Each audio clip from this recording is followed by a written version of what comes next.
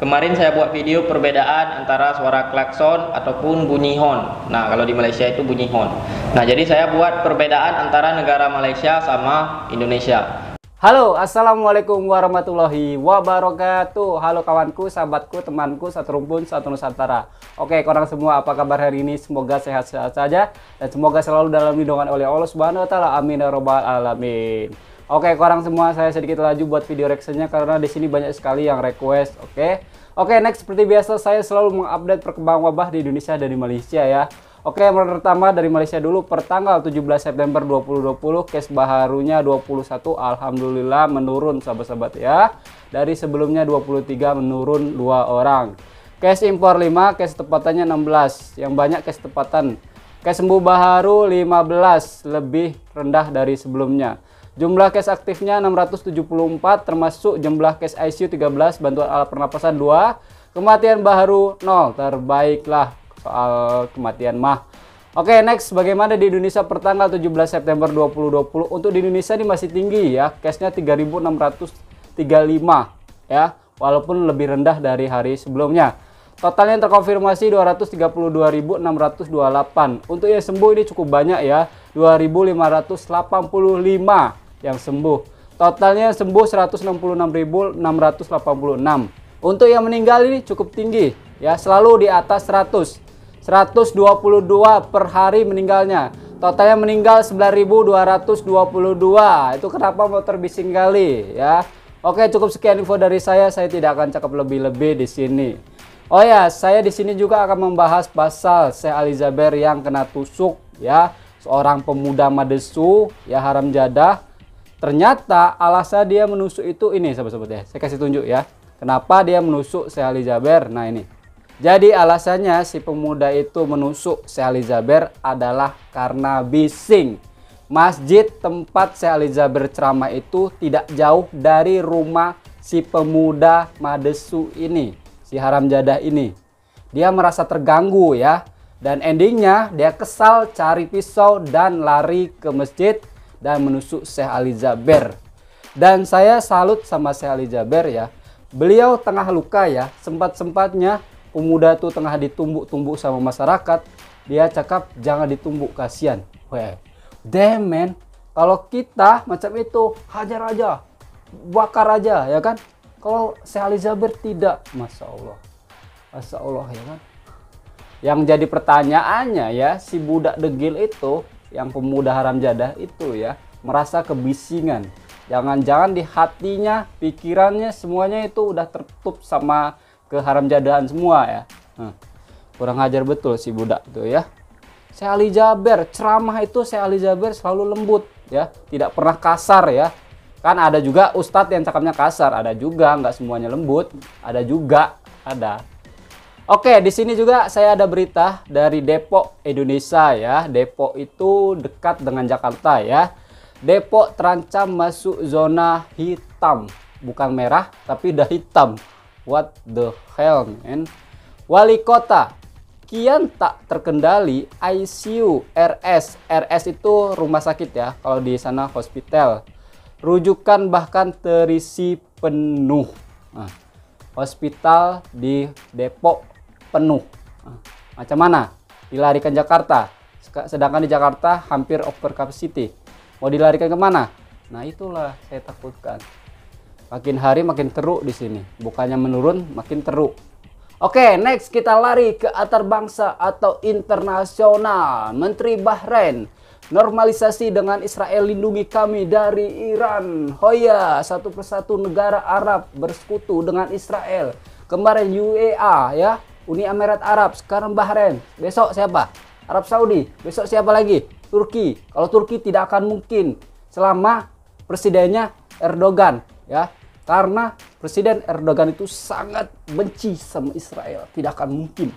Tapi kalau dia sampai ganti presiden, walau alam, mungkin saja Turki bakalan ikut. Tapi Turki kan beda, bukan masuk negara apa Arab ya. Turki itu di tengah-tengah, dia masuk ke zona Asia dan Eropa. Strategis sekali negara Turki. Nah, apalagi sekarang mau bersekutu dengan Israel, mengkhianati saudara sendiri. Macam Uni Emirat Arab kemarin. Sekarang Bahrain. Besok siapa lagi? Masya Allah. Jangan sampai Malaysia Indonesia bersekutu dengan Israel. Kalau sampai bersekutu, saya akan demo ya. Saya akan demo, benar sahabat-sahabat ya. Sampai Indonesia suatu saat bersekutu dengan Israel ya. Saya demo, yakin saya mah. Demi Allah. Oke, next di sini ada sahabat Malaysia kirim sebuah video ke saya. Tajuk dia adalah perjalanan hidup pelumba MotoGP Hafiz Syahrin. Hafiz Syahrin lagi. Oh ya, saya juga mau kirim takziah. 1 minggu yang lepas si Hafiz Syahrin baru saja kehilangan arwah neneknya, sahabat-sahabat ya. Hafiz Syahrin berduka susulan kematian neneknya Arba'iyah Muhammad 67 tahun akibat kanser paru-paru di Kampung Melaka, Ceras, Kuala Lumpur. Terlalu rapat dengan arwah neneknya, Hafiz bagaimanapun bersyukur sempat meluangkan 4 hari sebelum kematian Allahyarhamah, iaitu selepas tamat tempoh kuarantin wajib sebaik tiba di tanah air 22 Ogos lalu. Bagi Hafiz, jasa dan pengorbanan Allahyarhamah Arba'iyah yang membesarkannya tiada kalang ganti. Sebab time saya kecil, mak ayah saya buat haluan masing-masing. So saya hidup dengan nenek saya. So dia memang banyak membesarkan saya lah. Dia mengingatkan saya. So bila dia pergi ni, saya memang rasa terkilan lah. Sebab masa sekarang saya memang rasa down. Saya tak tahu mana tempat saya nak tumpang kasih sayang selain mak ayah saya. Nenek saya ni saya anggap macam mak saya. Hafiz dijadual akan terbang ke Misano, Itali malam esok bagi menyertai perlumbaan Grand Prix San Marino hujung minggu ini. Namun ia bergantung kepada tahap kecergasannya. Saya tengok itu sahabat-sahabat sedih ya. Karena neneknya itu ya, arwah neneknya itu sangat dicintai oleh si Hafiz ya. Sangat rapat dengan si Hafiz ini. Saya tengok di TV 3 beritanya ya. Si Hafiz Syahrin di situ sampai meneteskan air mata. Begitu cintanya si Hafiz kepada neneknya ya. Dari kecil sangat rapat dengan si Hafiz Syahrin ini. Oke, kita akan tengok seperti apa video ini teman-teman. Oke, sudah play aja, sudah play.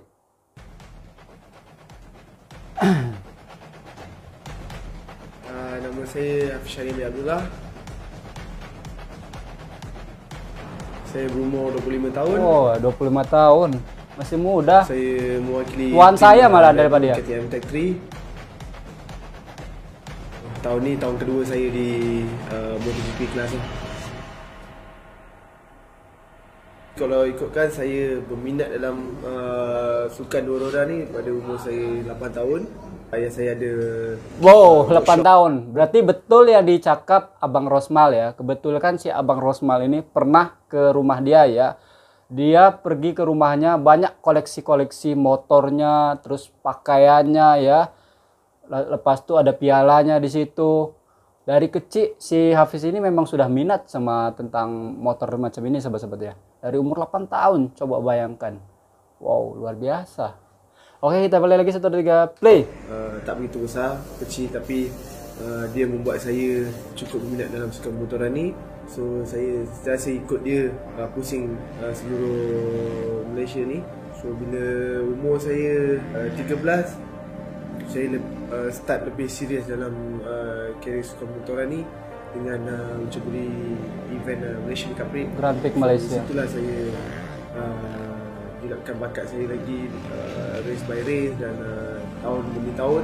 Dari kecil udah dapat penghargaan loh. Saya dalam sukan motoran ni dah lebih daripada 10 tahun dah.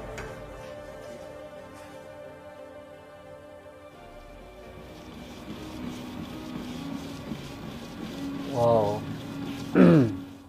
Kalau di Malaysia saya akan training di waktu malam. Kalau di Europe time agak berlainan sedikit. So waktunya ya, masanya berbeza. Buat training yang semampu saya boleh sebab di waktu bulan puasa ni kadang-kadang agak sukar sikit saya nak beri 100% di training sebab kita tak ada air, tak ada makan, so energi badan kadang agak weak. Tapi kadang saya terpaksa buat training lebih cergas dan saya terpaksa makan dan minum, dan saya akan ganti saya punya puasa lepas habis season saya.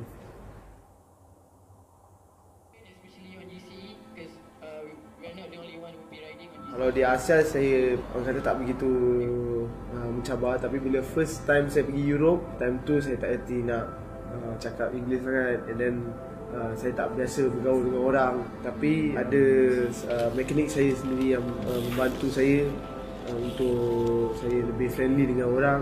So saya kena build confidence saya juga. Saya terpaksa communicate dengan Spanish punya mekanik saya dulu. So itu yang paling mencabar sekali lah, yang saya perlu communicate. Kalau race tu dah lebih kurang sama, tapi yang paling mencabar nak communicate dengan team tu. First tu yang kadang kita rasa boleh tak boleh, but at the end kita kena buat sampai kita boleh.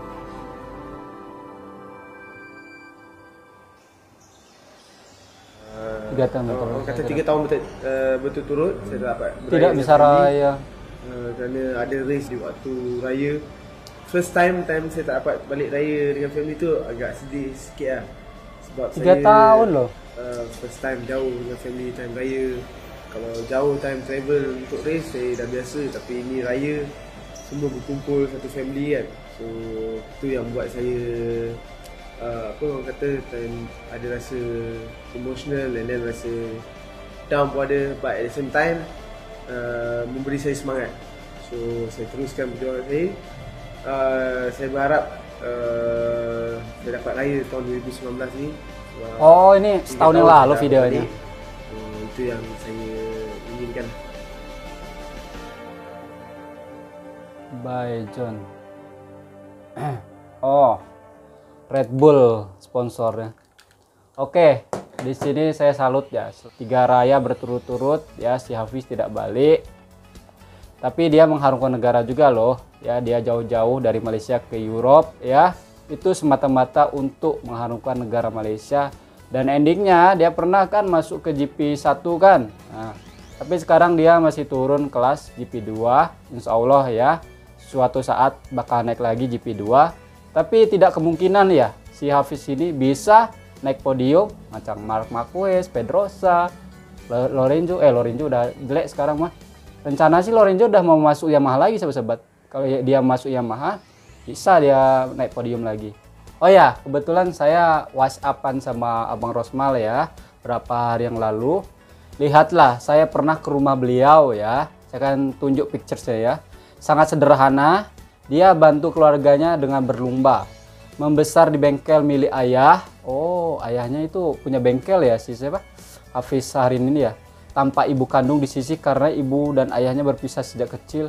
Oh. Saya follow kisah perlombaan dia sejak berusia 13 tahun. Si Abang Rosmal ini legend juga nih ya. Sejak 13 tahun dia udah follow loh. Bayangkan.